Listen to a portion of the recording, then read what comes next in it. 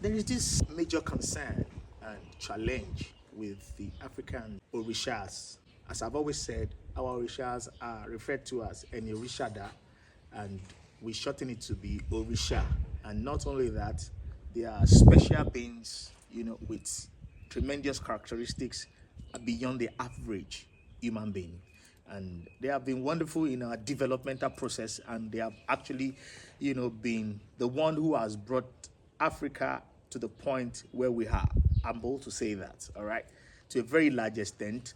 And not only that, there was a disruption of their developmental process. My discussion this time around is the fact that as Eledumare, who created the universe and all that there is in, I'm not sure that Eledumare will be happy about the fact that the conversations around and beyond the characteristics and the giftings of our Orisha were bottled and boxed and stopped from further developing, as we have discussed in Ogun, as we have discussed in Ishu.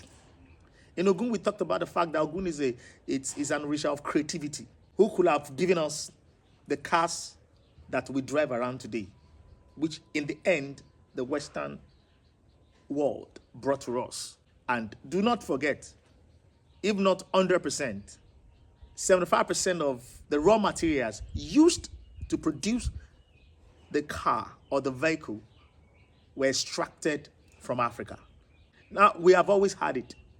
Ogun has always discovered that there is iron ore in Africa, and we have a large deposit of it, and other things that were inclusive to make a car. Now, but we stopped the conversation because when you ask the children or the descendants of Ogun that what can we further do on this matter, the first thing they will tell you is, oh, this is the secret of our fathers. We cannot share with you. The secrets of our progenitors, we cannot share with you.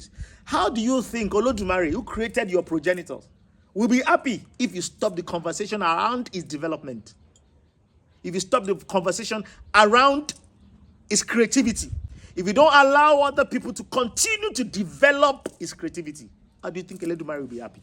How do you think that the Almighty Eledumare, who created the universe, you and I, every one of us, and everything therein, will be glad to know that we box its creation from further development? These are the concerns with us Africans. Now look at Eshu. Eshu is a god of both positive and negative, a god of balance. I use the god because I want you to understand.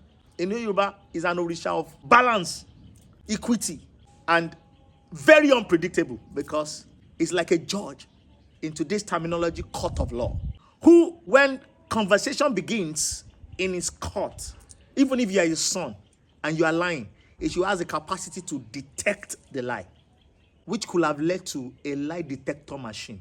How did we get here to stop that conversation? Today, the Westerns has brought the same machine to us to buy, to use.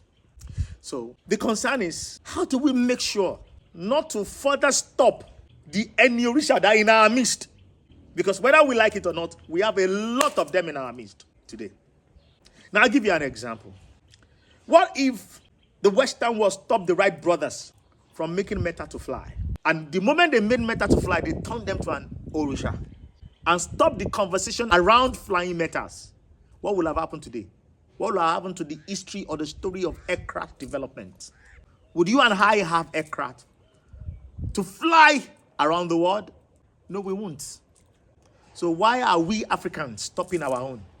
And you know the truth? What Eledumare has blessed us with are rather not diminishing, but on the increase. Now, when you look into the world today, you will agree with me that around the world, Africans are making significant changes and development in all areas and spheres of life. Is it in medicine? You'll find an African there doing exceptionally well and tremendously well. Is it in music? Is it in agriculture? Is it in industrialization? Name it. Please, it is high time for us to continue to encourage them and not box them anymore. Of course, I understand that it is always a very difficult thing within the African community to appreciate a progressive and a special gifted person, it's always a very difficult thing. I understand that.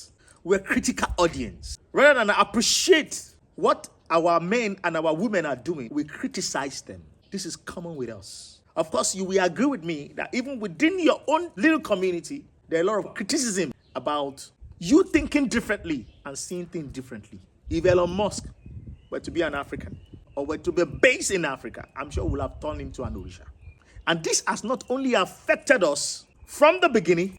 I want to fast forward now to now. How do we treat our politicians? We treat them like gods. How do we treat our pastors? Some of us have stopped worshiping the Almighty God, rather worshiping our pastors. How do we treat our afars? How do we treat our babalawos? How do we treat them? We now treat them like an in-between, Eledumare, God and us. The kind of reference we give them sometimes is beyond what we give to Almighty God, the Eledumare himself. This is a challenge for us to look into and begin to get things in proper perspective. I have seen wives, not once, not twice, 100 times, referencing their afa, their babalo, their pastor, more than their husband. Some African wives cannot properly greet their husband like they do to their afa, their babalo, their pastor. This is deeply rooted in our culture, creating a blockage between us and Olodumare. It's still the same thing. But this is a challenge for us to look into it and begin to put things in their proper perspectives. As the founder of Oriafrica, for us to emphasize on our potential, identify our potential, and emphasize our potential, we need to put things in proper perspective across Africa. This conversation must not stop with me. It must continue with every one of us. Toripe, where I come from, we say, Agbajowo bai, lafin soya. Owo kan ko gberu dori.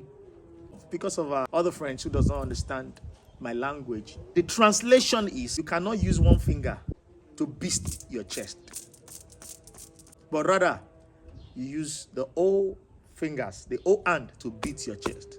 And one hand cannot lift a heavy weight. You need the two hands to lift a heavy weight. It has to be me and you and I, you and your friend, you and your wife, you and your children, you and your neighbors, you within your community that can make these changes that we're talking about. Let's stop boxing our people. Let's see things in the right perspective so that Africa can develop competitively amidst other continents. Eledumare agba fun wa o. Thank you. Guided by Ori, guided by Africa. Ori Africa.